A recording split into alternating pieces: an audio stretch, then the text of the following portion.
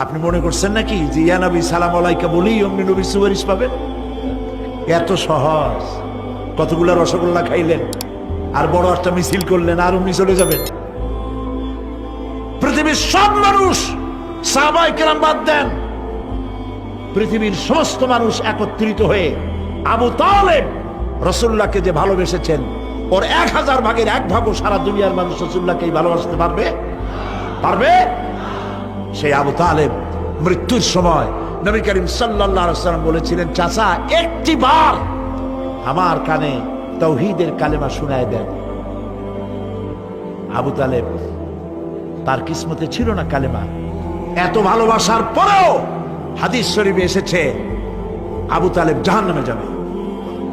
এত ভালোবেসে যদি কিয়ামতে উপায় না হয়, আপনি ইয়া নবী সালাম আলাইকা, ইয়া রাসূল সালাম আলাইকা আর কতগুলো জিলাপি খাইলেন, বড় একটা মিছিল করলেন।